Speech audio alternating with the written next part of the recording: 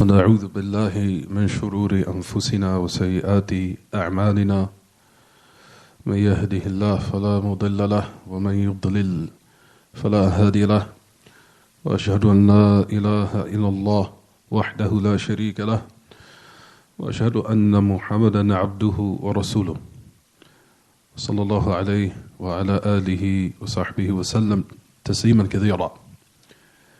يا أيها الذين آمنوا اتقوا الله حق تقاته ولا تموتن إلا وأنتم مسلمون. يا أيها الناس اتقوا ربكم الذي خلقكم من نفس واحدة وخلق منها زوجها وبث منهما رجالا كثيرا ونساء واتقوا الله الذي تساءلون به والأرحام إن الله كان عليكم رقيبا.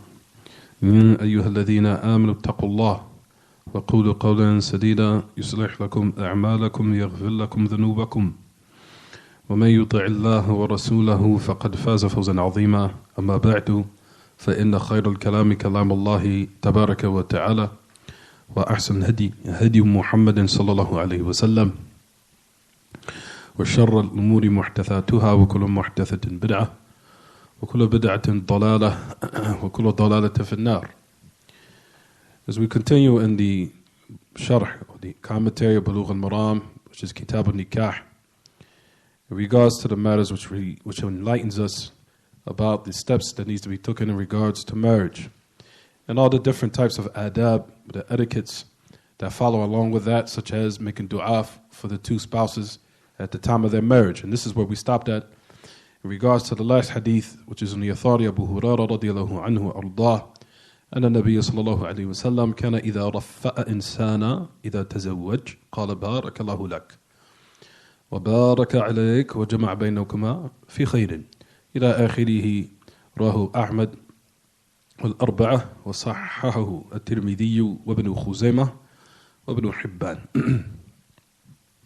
We stopped at the hadith in regards to the etiquettes and all the affairs which is regards to marriage, in which it's in coming upon a Muslim to enlighten himself in regards to what has now been made ignorant in regards to these matters, in which a lot of people you find fall not only just into a lot of misconceptions, but they fall into a lot of errors and mistakes in regards to their marriage, prior, before the marriage, in the marriage, and after the divorce takes place. You'll find there are mistakes made, even in regards to the children, even in regards, like we said, from the beginning to the middle and the end.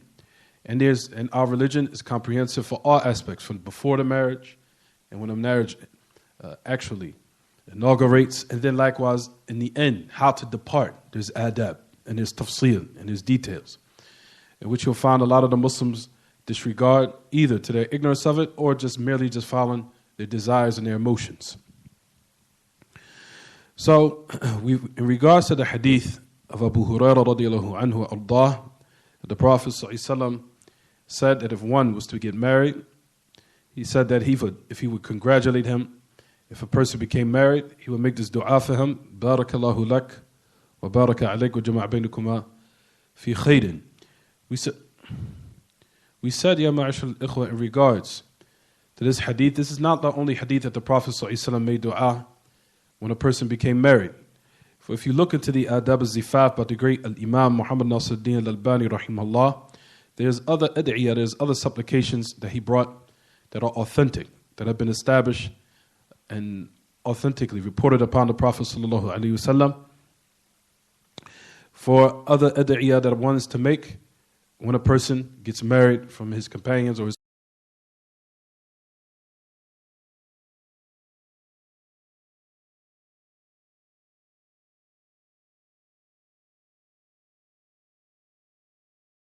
Barakallahu lak, Barakallahu lak. May Allah bless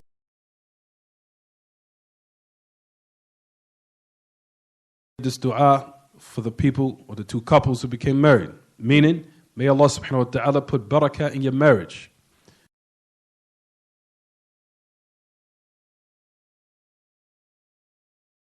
العلم والبركة في الأخلاق كما تشمل البركة كما تشمل البركة في الرعاية والبركة في الأولاد، أن كل ما يمكن أن يكون فيه بركة فهو داخل في هذا. As the great Imam Muhammad al-Salih, as he mentions in regards to the meaning of the word al-barakah, he said meaning blessing in the knowledge, blessing in your morals and your character and your etiquette. And likewise, al-barakah fi ri'ayah, meaning in one taking care of the spouse and taking care of each other, and also likewise barakah in the children. He says in everything that is able, that Allah subhanahu wa ta'ala puts barakah in that. Hence, the meaning of the dua here. For example, يُبَارِكُ اللَّهُ لَكْ فِي أَهْلِكَ بِكَثْرَةِ الْأَوْلَادِ. For example, you make a dua for the person who became married, that Allah bless them and their family by having abundance of children, for example. Or, for example, that Allah bless you in your family or bless you in your spouse by having that good moral character and good etiquette. And also likewise her having that ri'ayat al-hasana, that her taking care of you and having that upright ri'ayah, or that upright caretaking in the marriage likewise, in regards to the what? The spouse. For the dua, basically just to make everything concise, is comprehensive for all these meanings. So Allah Ta'ala also, for example, you're asking him to put barakah even in istimta', even as far as one taking pleasure and enjoying themselves with her. Also likewise, that Allah Ta'ala put barakah in that, yes. Because we know the Prophet ﷺ said authentic hadith, which is in which you guys probably inshallah already have memorized, which is Arba'in al-Nawawiyyah, where the Prophet ﷺ has said, وَفِي بُضْعِ أَحَدِكُمْ صَدَقَةً. فَإِذَا يَا رَسُولَ اللَّهِ يَأْتِي أَحَدُنَا شَهْوَتَهُ يكون في ذلك أجر قال أرأيت إذا وضع الإنسان في ذلك أليس يكون عليه وزر فكذلك إذا أتى أهله فيكون عليه فيه أجر وكما أخبر بذلك النبي صلى الله عليه وسلم. The Prophet صلى الله عليه وسلم said in the last part of dua, which, or excuse me, that authentic narration where the Prophet صلى الله عليه وسلم said, في بضع أحدكم صدقة. He said, when you are intimate with your spouse, you will have a reward for it of sadaqah.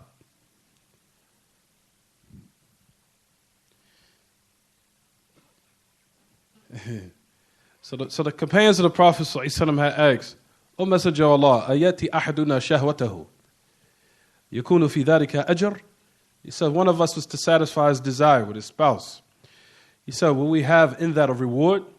He says, ara'ayta in wada'a dhalika fi haraman ala yakuna alayhi wizr? That's the narration. He says, if one of them was to do it in a matter that is unlawful, won't he have a sin upon him? He said, akuna alayhi wizr? Won't he have a sin upon him?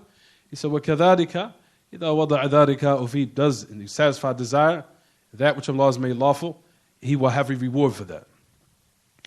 So, this is the introduction. Now, this is Arba'in Nawawi Sahih.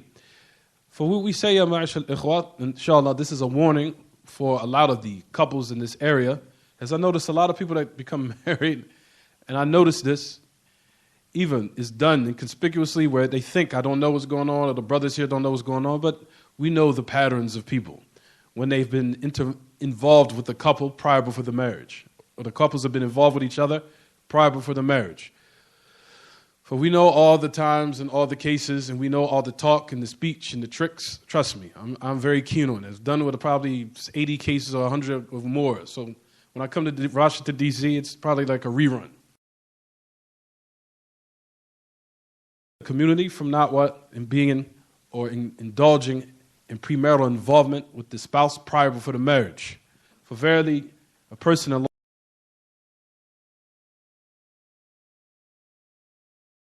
all sorts of problems occur after.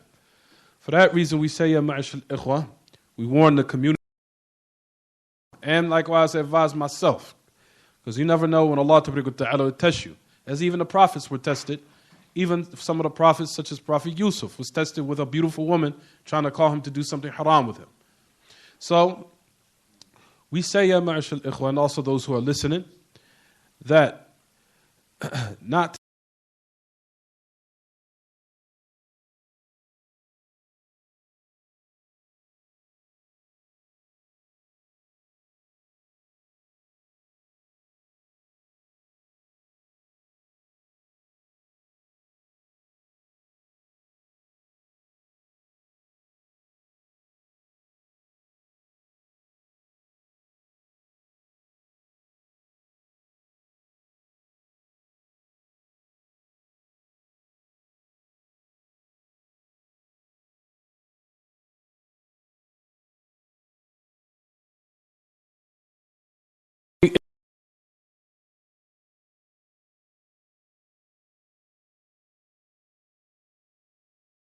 We forgive and overlook what has transpired due to ignorance. But once one knows and he has knowledge of what he's doing, then it's binding upon him to implement what he knows. So we constantly remind the people not to have prior premarital involvement by dating, texting, being on the phone, whereas they're being involved until it leads up to them falling into the crime of premarital sex. Then you wonder why the marriage is set up for failure. Then you wonder why all sorts of problems take place. And Allah knows best, the barakah has been removed from the marriage. The barakah and the blessing has been removed from the marriage. Trust issues taking place, and then you have the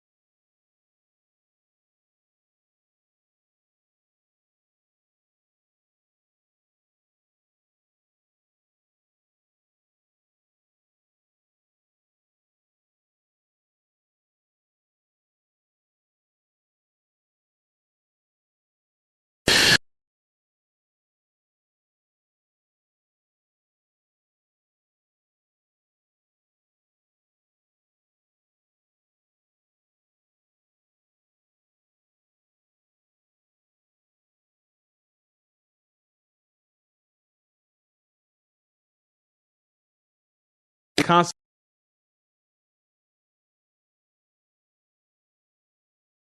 being born out of wedlock, and also likewise Allah's wrath coming down due to these acts. And that's the reason why you see STDs, and that's the reason why you see these marriages, they don't work out, even amongst the kuffar. Divorce rate high. And on top of that, to the end of it, as we said, you will see that the communities start disliking each other, and the neighbors and the people now do not love each other anymore, all because of these affairs in which has been legalized and been propagated and advertised.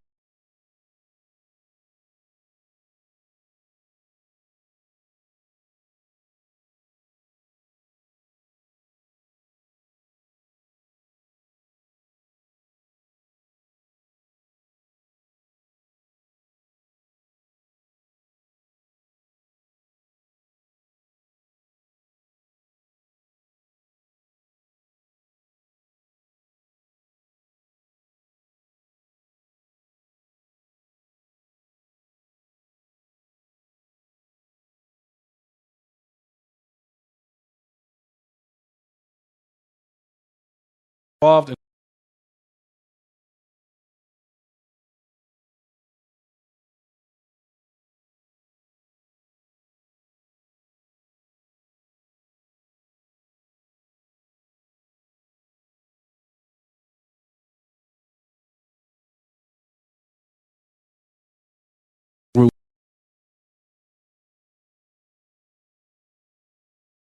binding upon him to work by the knowledge that he possesses. طيب, if you notice in the hadith, it says, Barakallahu alayk.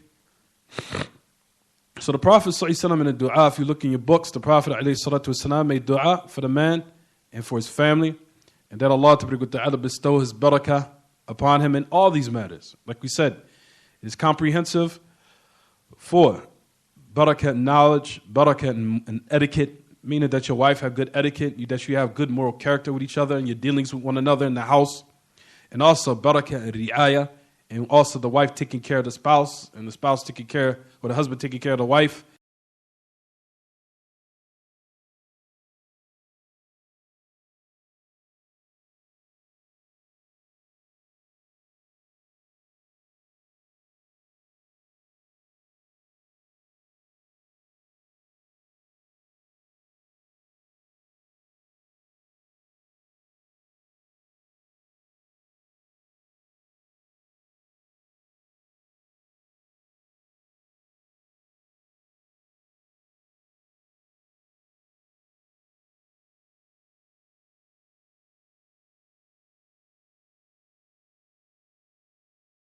Blesses one in everything.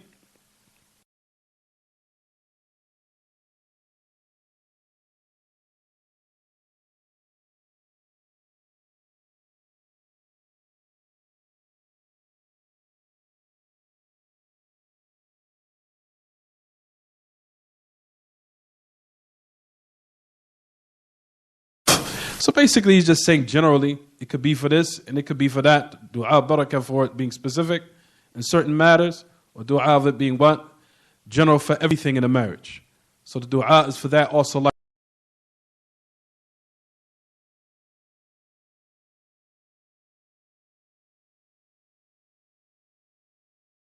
in what is good.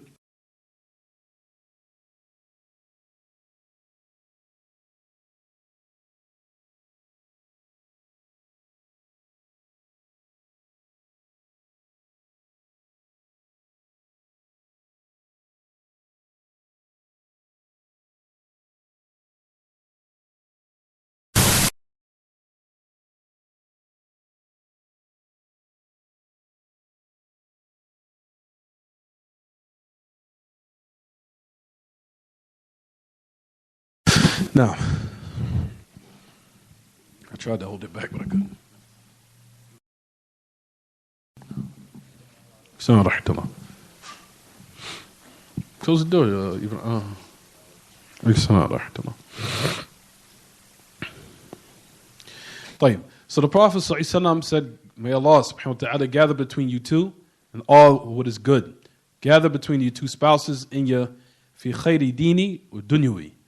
In regards to that which is worldly, in regards to that which is also religious. To gather between both matters. Like we said, this was a replacement, or this dua was a replacement from Jahiliyyah, as we talked about last lesson. As we said, they used to say the Arab prior. Before Islam, they used to say the barakah bil-rafa' wal-banin. Bil-rifa' afwan. Bil-rifa'i wal-banin. Bil-rifa'i wal-banin, meaning may Allah bring harmony amongst you, or give you husn al-ishra, or husn al-mu'ashara. May He give you good dealings within the marriage, of dealing with one another in the way is good, and when He bestow upon you sons, just giving you sons, that's it, boys. So we said this tarfi al-jahiliyyah has been replaced by Islam, as we talked about. Our religion gives us a badil in exchange for everything of what is haram. For the Prophet ﷺ, when Allah and His Messenger made zina haram, He has replaced it with what? Nikah. Allah subhanahu wa ta'ala has made intoxicants haram, and He has made in the badil, or the exchange for it, was what? All the tayyibat. For everything that you find, and even likewise, for example, al-a'yad al-kafira, all those disbelieving holidays that one or the non-Muslims celebrate, Allah has given us exchange for that, which is what? The two a'yad during the year.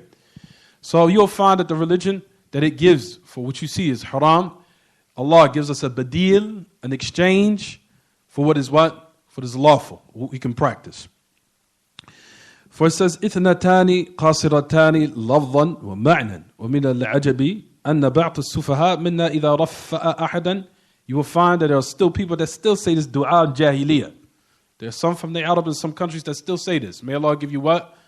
May He give you harmony or cohesiveness amongst the two spouses, or may He grant you that good dealings until you are cohesive in your marriage with the wife and the husband. And also likewise, may He give you those boys. May He give you what? May He give you males or boys. So we said, as we know, prior before Islam, it was encouraged before that what? That one has a son, or you have boys rather than what? Women. That was more preferable. To have those boys over the what? Over the females. Because, like we said, during the time before Islam was sent, the time of Jahiliyyah, that they were afraid that females would bring some type of disgrace to the family. Either by doing something unlawful with another man, or, as we talked about before, or by doing something of something else unlawful, which will bring some type of humiliation or disgrace to the family, in which, as a result of it, it will bring their status down. Because we said back in those days, everything was about honor and chivalry and high status as far as cleanliness in the family. And like we said, premarital sex and people fornicating and adultery, all that was what? Deemed highly condemned with the Arab during the time. Before the Prophet ﷺ was sent, they had that type of honor with them. And they had that type of what? Those good characteristics. So everything was supposed to be by marriage. For verily, if one was to do something outside the marriage, it would be something that was considered a disgrace. It would be dishonorable and very disgraceful. And it would bring disgrace upon the family. So they was afraid of this, So that's the reason why you'll find during the time of the Arab, they used to what? Bury their what? Daughters alive. They used to either bury them alive, or they used to also likewise bury them alive, or if she was dead, of course they would even hope that he would die before, so she wouldn't even live in the first place.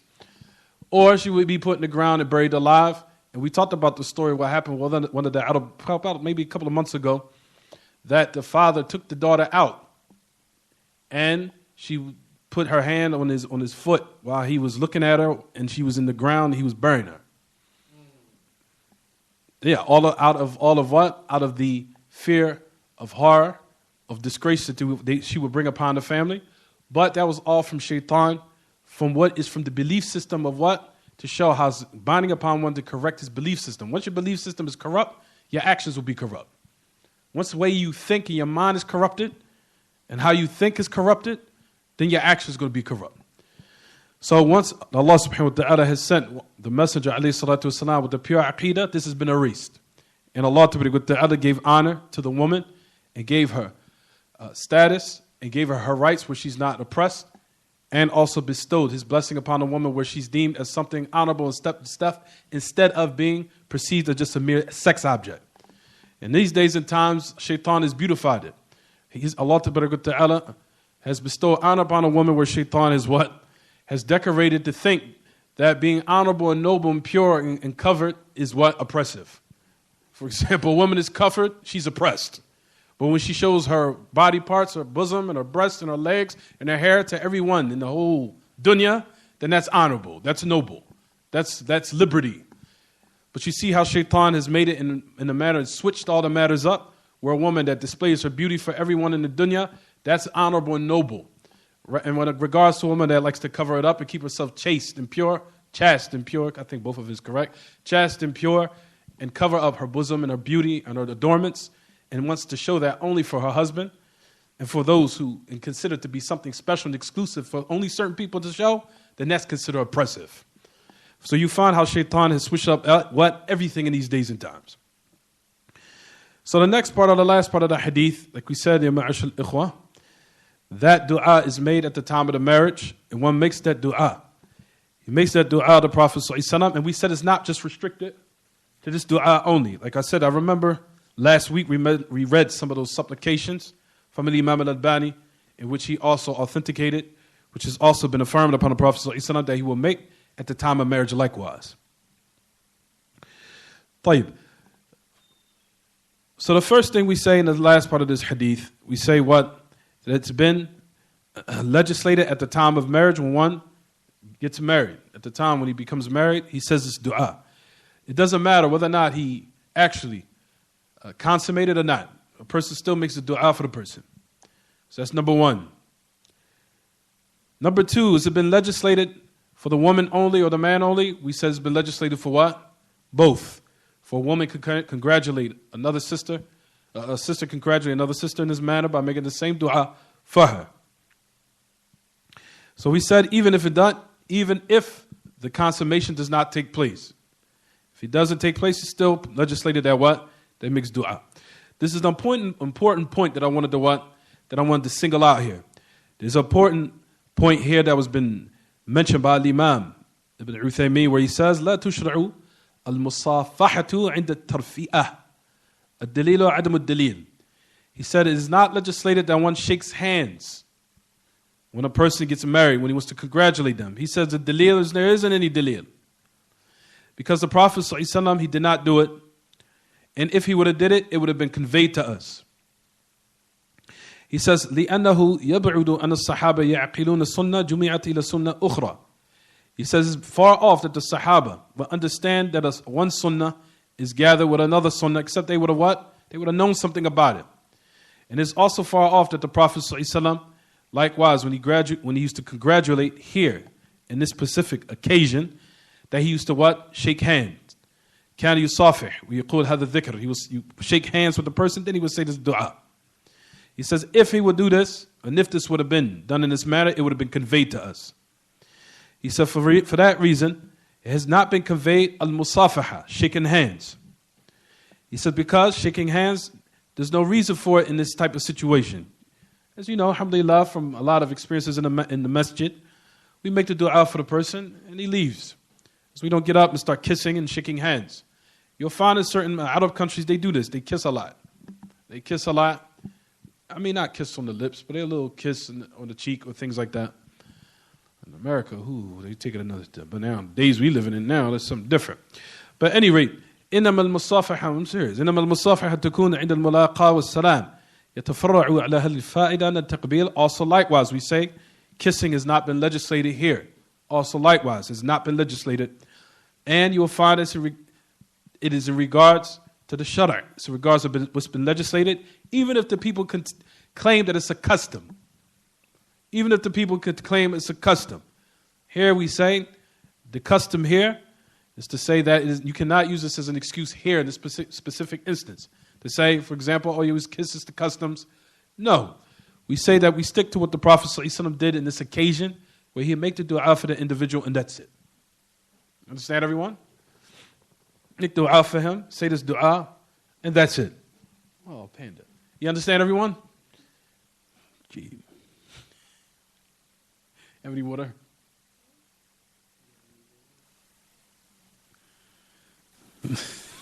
Next hadith. Who wants to read it for me?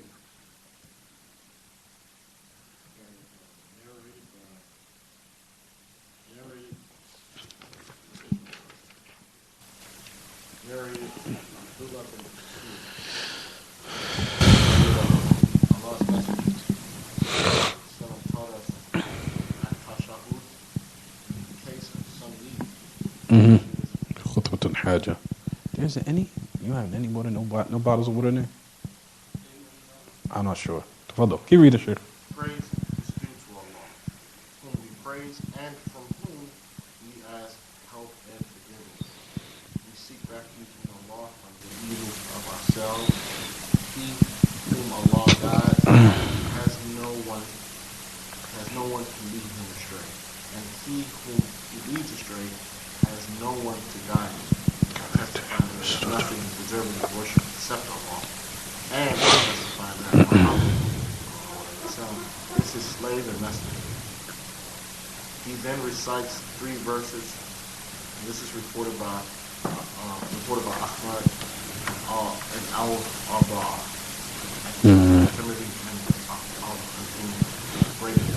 Al-Hakim. Jayyid. The next hadith, if everyone looks in their books, and I hope they brought their books. Oh, still some right there? I'm sorry. So, the next... I think he found one. I think he did. If he didn't find it, then yeah. طيب. For the next hadith, if you all look in your books, when you thought Abdullah ibn Mas'ud ibn Ummi Abd, as the Prophet ﷺ described him, ibn Ummi Abd. قال علمنا رسول الله صلى الله عليه وسلم التشهد في الحاجة. The Prophet صلى الله عليه وسلم, that he taught us التشهد في الحاجة. التشهد في الحاجة. Meaning, what one will read in a time of something of great importance. And you want to start it off and inaugurate it by Allah Ta'ala, putting some type of barakah in that type of speech that you're trying to what? Actualize. Or that type of speech that you want to start, and it has some type of importance that he teach, and he used to teach them teach the Sahaba this particular narration, in which I think everyone should have memorized, every Muslim, which is khutbah al-hajjah. Inna alhamdulillah, you hear this all the time. Inna alhamdulillahi nahmaduhu wa nasta'inuhu wa nastaghfiruh, to the end of it. This khutbah al-hajjah, not khutbah tahajjud. Khutbatul Hajjah, as I heard people say this, khutbah tahajjud, khutbah tahajjah, khutbah tahajjud. I've heard it a lot from a lot of people. It's khutbatul hajjah, hajjatun, khutbatul hajjah. For khutbatul hajjah, now we have started in the narration in regards to what everyone, in regards to what one says even at the time of his marriage. So like we said, we take time to stop at every point in order to show how comprehensive our religion is. So if you notice, our religion even teaches us what do we say when we marry the two couple off. So we went from what? We went from the aspect of one thing, which is how to choose for wife, what to look for, what type of characteristics, the dua that you make, and what is said in order to marry the two couples off. See, our religion is comprehensive for everything. We know, and we know all the narrations that have been authentically reported upon the Prophet of our Prophet, even in the aspect of what is said at the time of the marriage in regards to marrying both the spouses. The Christians don't have this. The Jews don't have this. They don't have these authentic reports. It's lost. It's gone. So they make up innovations. They innovate something. Make it up for myself. Make it up for my opinion. Make it up for my rationality. And include it or what? Incorporate it in the religion. Us, walillahi alhamdu wal minna, everything's intact. We know exactly what the Prophet ﷺ used to say if he would marry the couples off. So that is to show what? How comprehensive and conclusive our religion is from every aspect. From every aspect. For these matters, we need to stop at and take advantage of them in order to increase our iman. You understand, everyone? So once you stop at these mahasin, these good points in the religion, then one does not what? Desire anything else. He doesn't desire Christianity because he knows that what they're doing is stuff with his things or affairs which are innovated. And from a person's own rationality, his own opinion, his own way of thinking. But when we do this, we know it's been what? Actual revelation that we're practicing. And it's still in this pure, tact form in which how it's been revealed.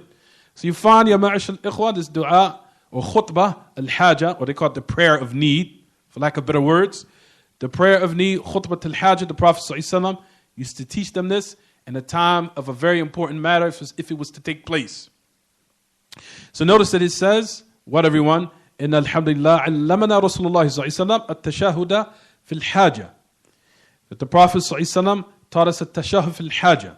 Listen to it, Imam Ibn Fawzan, Abdullah ibn Fawzan, Hafidhullah wa ra'ah, wa ta'ala Allah fi umrihi bil-a'mal as-salih, as he says, fi iftitahi kulli amr min al-umur al-muhimma.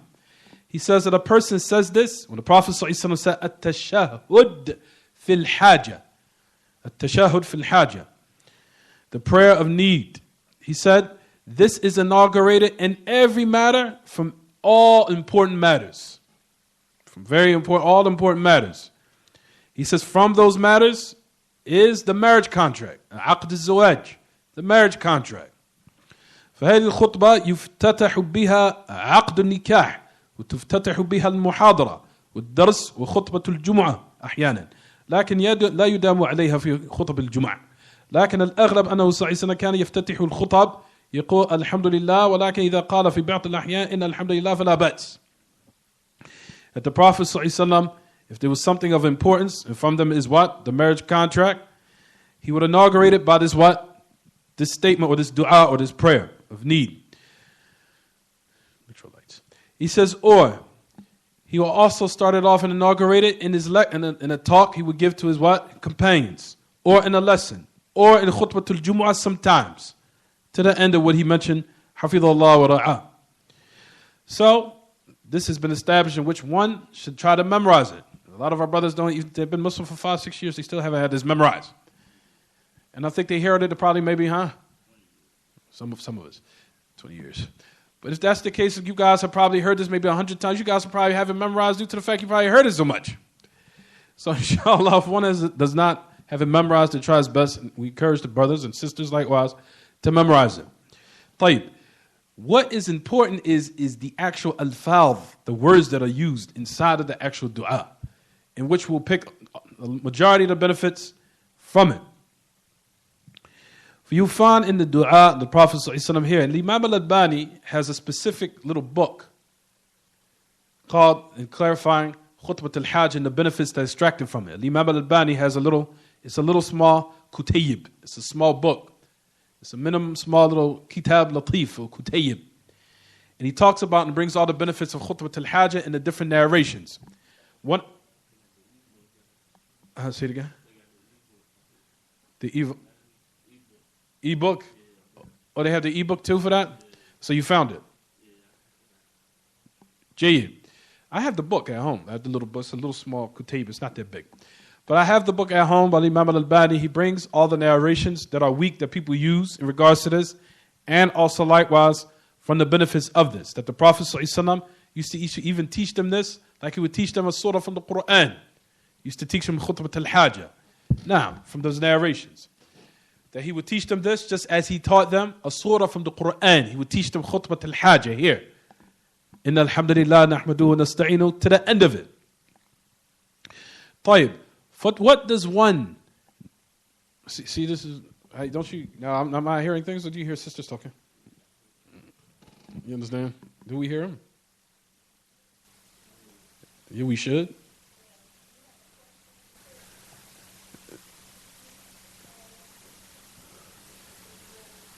Well, inshallah, sisters can write down paper, just slide it under the door if there's a question, inshallah. But we'll talk about and address the questions after the class. Just slide the paper under the door. But it's not befitting that our mannerisms that we hear sisters. We can hear their voices. It's not befitting. طيب. So we say, Ya ma'ashal ikhwa, in regards to khutbat al-haja, that one should try to memorize it and do his best and work diligently in memorizing this khutbah, this prayer of need, especially in the times of with regards to those matters that are of grave importance. Now we're going to start on the different al-fal that is used and the benefits that's extracted from it. Notice the Prophet ﷺ has said, Inna alhamdulillah. For inna, as we know, is harf al-tawqid. It is that which shows emphasis. Verily. Alhamd is for Allah subhanahu wa ta'ala. As all alhamd is for Allah in all cases, whether it be in a case of what? Whether it be in a state of, a case of what is something that we deem to be evil or that we deem to be good. For verily, alhamd is for Him, tabarak wa ta'ala, in all cases. And if you notice in the beginning of it, that it says, Inna alhamdulillah, and it's repeated again, nahmaduhu. For it started off, that you will notice that all of those talbiyah, even if in the time of Hajj, that it started off with inaugurating dua with praise. Even if we used to go to Hajj. When we make talbiyah, when a person assumes the state of ihram from the miqat, what would he say? The dua that he starts, once he's in ihram, what does he say? Inna alhamda wal ni'mata laka wal mulk. He said, Labbaik Allahumma labbaik wa labbaik la sharika laka labbaik. Inna alhamda wal ni'mata laka wal mulk. La sharika lak. All of that which is to what? To show the tawheed and unification of Allah in His worship and make that what? That which is to start off in His worship. So it says here, verily alhamd is for Allah tabarak wa ta'ala. For all praise is for Allah in any state. Because Allah is the one who deserves praise and in any circumstance, in all circumstances. Allah subhanahu wa ta'ala deserves this specifically and exclusively for Him alone. And it is that alhamd al-kamil, khasum billah mukhtasum bihi. For verily alhamd is absolutely incomplete from all aspects and is specifically and exclusively for Him. And He is particularized by hamd in every aspect. But that absolute hamd, which is called alhamd al-mutlaq, al-kamil, complete hamd from all aspects is only for Him and is not for other than Him. For verily other than Him, subhanahu wa ta'ala, other than Allah, could be praised for something specific only. As for that which is absolute praise, it is only for Him, tabaraka wa ta'ala, alone. In a matter in which He deserves, because He is the one that deserves to be what? Praised. So it says here that it starts off by emphasis, which is inna. Then alhamd comes after it, which is to give the description of the one who's being praised in a complete manner, from every aspect.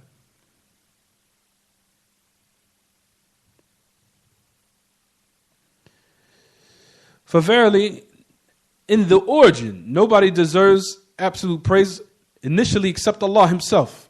As for other than Him, like we said, the type of hamd that you would give or praise you would give for a person from the creation is called hamd far'. It's something that's what they call subsidiary. I'll use another word.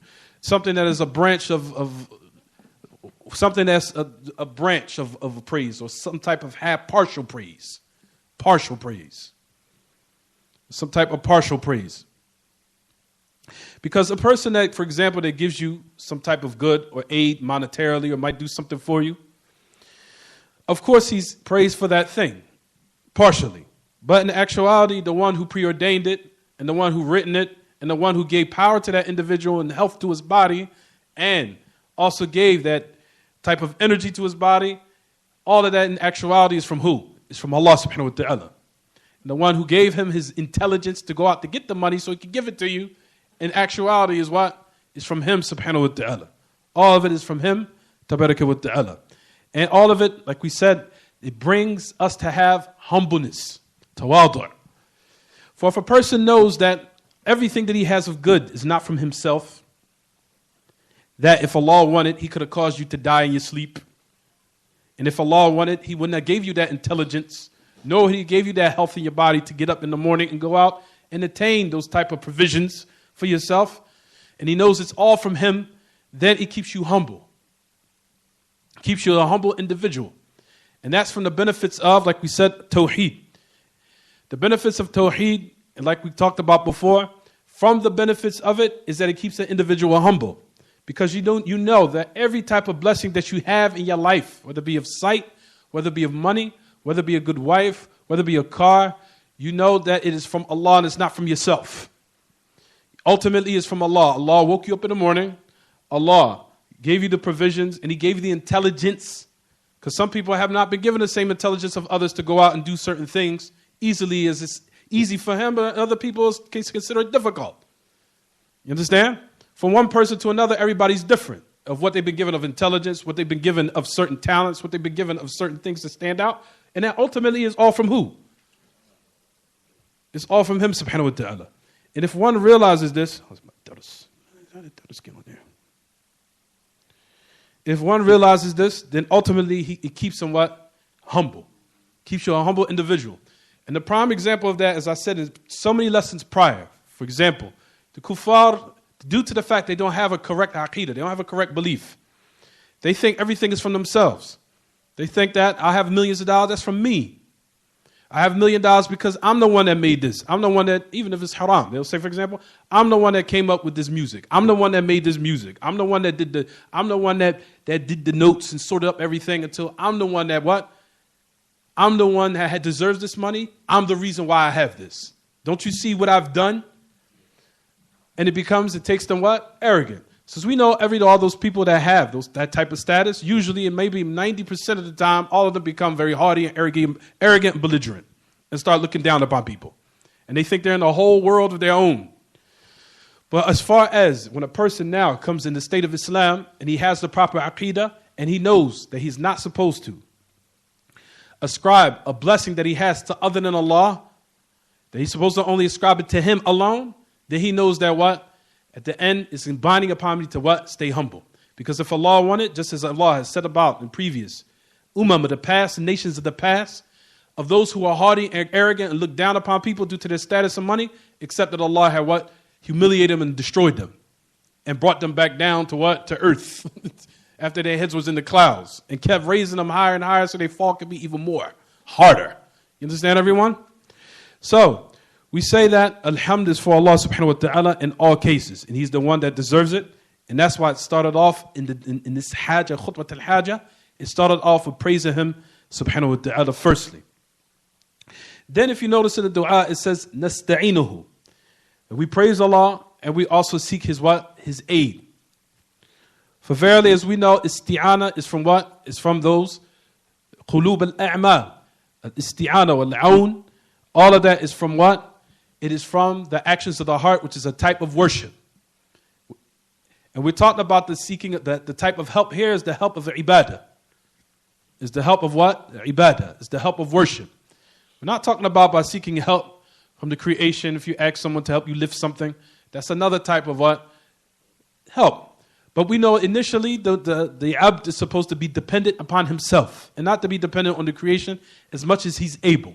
He puts forth his utmost diligence and utmost effort to be dependent on himself and not to be or subject himself to what? Asking and also likewise seeking help from the creation. But in certain circumstances, if he needs that, there's nothing wrong with that. If he needs it, then there's nothing wrong with that. But the type of i'ana, isti'ana here we're talking about what is connected with the what, everyone? The heart, the belief of the heart. The seeking of help as far as the ibadah is different than the seeking of help of what? As far as with the creation.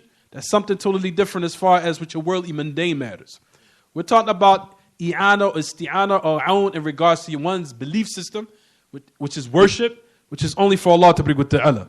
For example, for verily, if we used to go out, or if one wants to attain some type of employment or career, or he wants a good job, it's incumbent upon you two things.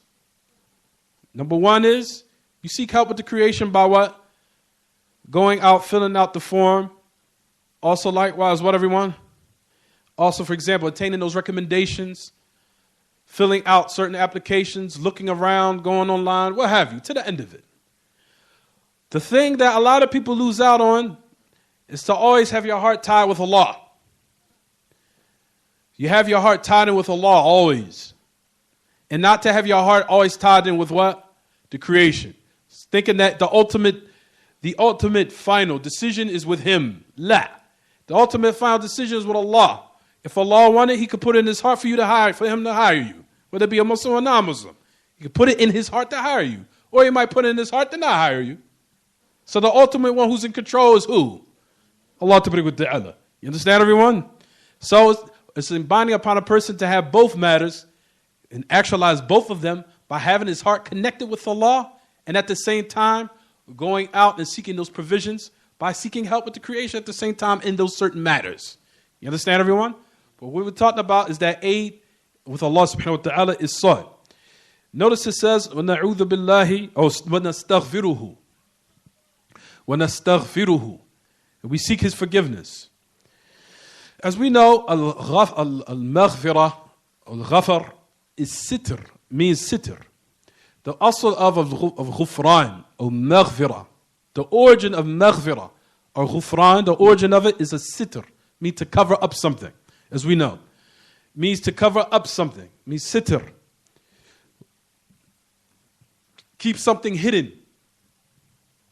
And the Prophet ﷺ had came in Mecca, and it was upon his head a mighfar. And notice it's a derivative of the word ghafara, right? Mighfar has the same words in it. Ghafara, mighfar. Mighfar was a helmet to keep his what? Head covered. To keep what? His head covered. Just to show how what? Ghafara means to cover up something. So, ghufran, or the word maghfirah, the meaning of it is that you're asking Allah to cover up your sins or your shortcomings in this world and in the hereafter. And not only cover up your faults and your sins in this world and the hereafter, but also likewise, on top of that, what, everyone? That you're asking Allah to also overlook your sins and forgive them. Both. So when you say ghafara, you're asking for Allah subhanahu wa ta'ala two things. You're asking Him to cover up your sins and your faults. And at the same time, you are asking Him to overlook them and forgive them and pardon them and excuse them. So you gather between both. So that's when we say nastaghfiruhu. That's what you're asking Allah ta'ala. You're asking Him to cover up your faults and your sins and not to expose you. Right, everyone? And from those meanings of exposure is not to look up and follow the shortcomings of your brother and your sister, to try to find fault in them. Yes, that's from the means of also Allah ta'ala what?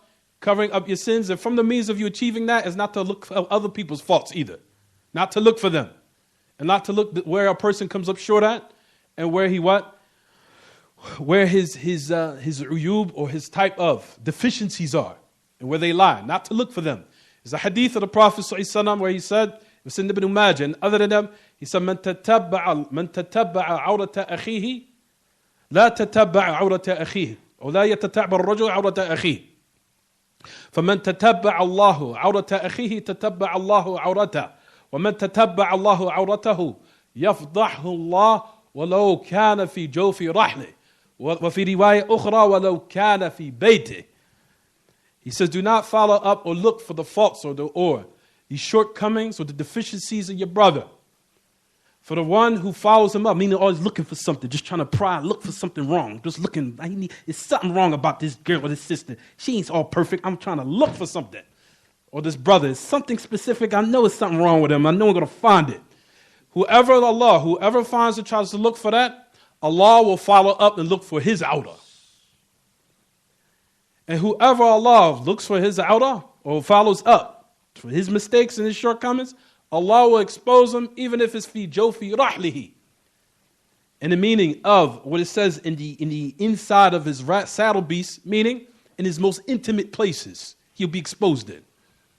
And another narration explains that where it says, even if it's in his house, Allah will expose them.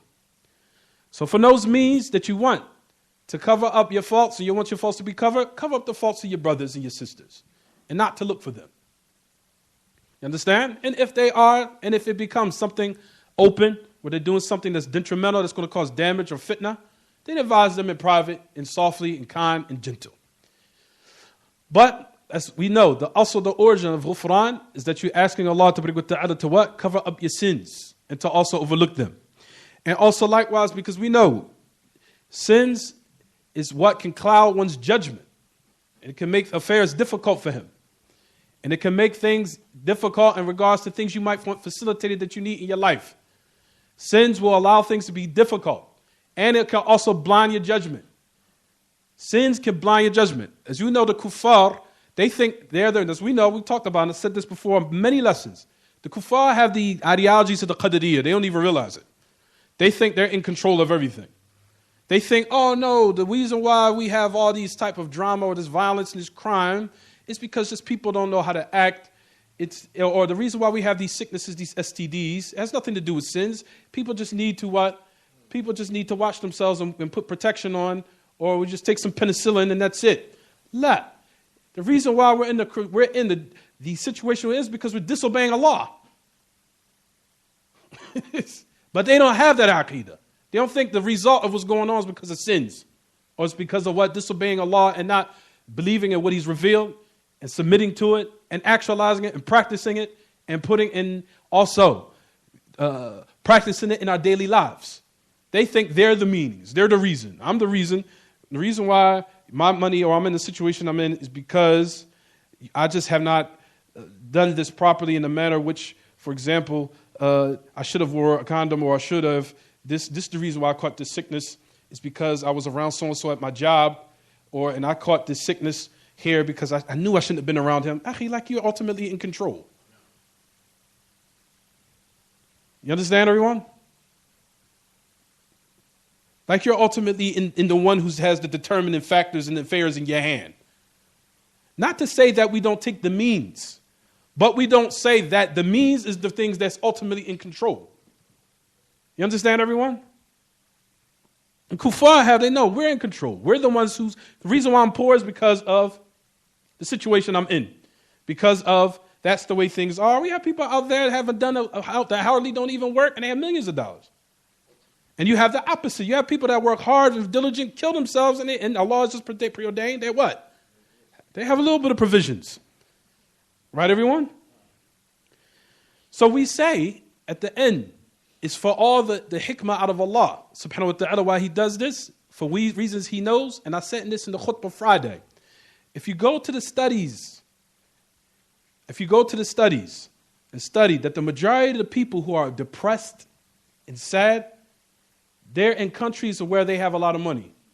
UK, America, United States, the people in Britain. And the people who don't have the sadness or the depression are in a lot of poor countries that don't have as much money. Do the studies.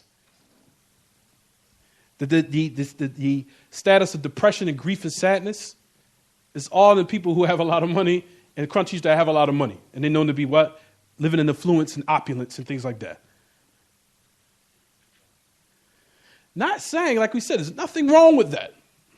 We're trying to attain money and be dependent on yourself. We're not discouraging people to what? Be dependent. But at the same time, it still has to be what? Fear of Allah. Fear of Allah is ultimately what? Is what gives you the happiness. That's the reason why it says in the ayah, and there's an ayah where Allah Ta'ala says in His book, He said, verily we have revealed to you, He said, Inna anzalna ilayka al-kitab liyahkuma bayna an-nas bil-haq bima araha Allah. وَلَا تَكُونَ لِلْخَائِنِينَ خَصِيمًا. For Allah Ta'ala says in His book, is an ayah where Allah Ta'ala says, we have revealed to you the book. Listen to this. In order for you to judge between the people what Allah Ta'ala wants, what He sees befitting for the creation. And do not be lil kha'inina khasima. And do not be for those who are kha'inin, those who are treacherous and perfidious. Do not be a khasim for them. Meaning, do not be one who to go against them or one who to argue with them. To the end of the ayah. Listen to the tafsir of this. There's a benefit that's from the tafsir of this. The tafsir of this, from the benefits of it, it says in it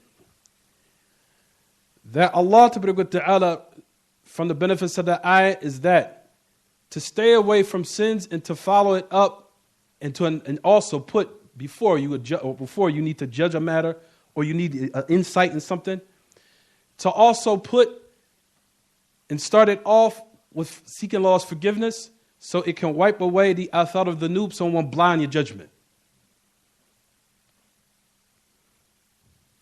To seek Allah's forgiveness from istighfar. There's an athar that I heard from Sheikh Muhammad al-Anjari, and I consider Sheikh Muhammad al-Anjari my father, or from my fathers.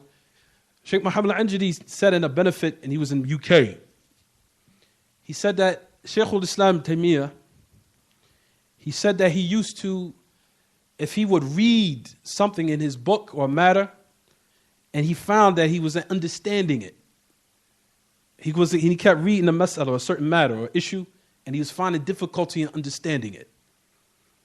He said he would what? He would do istighfar, he would seek Allah's forgiveness. He would seek Allah's forgiveness, seek Allah's forgiveness, seek Allah. He says, and then all of a sudden Allah will unlock for him to start understanding it.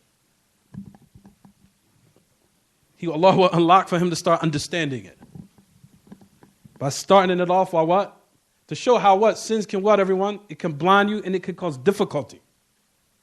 Understand, everyone? He said he would start it off by istighfar. By saying it and saying it and saying it, and Allah will unlock for him to understand that certain issue that was difficult. It's a benefit, isn't it? For verily it says here, istighfar. So you see the importance of it, right, everyone? You see the importance of seeking istighfar. So it can wipe away the effects of the sins so one can start seeing clearly. And he can start judging and doing things clearly and properly. So things now could be facilitated for him that are difficult in his life. And things could be let loose in that type of barakah that he wants to start what? Coming. All of that is from istighfar, here, as it says in the dua. So notice that the dua gathers between all these. And alhamdulillah, nahmaduhu, nasta'inuhu, wa nastaghfiruh. Oh man, it's 209. I have about, we started initially what time? 1:14? Jayy, so I can keep going for about 8 minutes. Tayyib. So, if you notice in the dua, it says to seek that forgiveness. Right, everyone? To seek that what? Forgiveness. And you see the importance of it, right, everyone?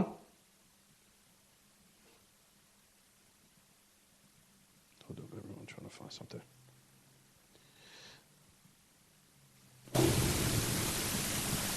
Now, so notice I forgot to say this. The last part of that ayah where it says, وَلَا تَكُونَ لِلْخَائِنِينَ خَصِيمًا, the mawdi' shahid is here. This is, subhanAllah, I forgot the whole point where I mentioned the ayah.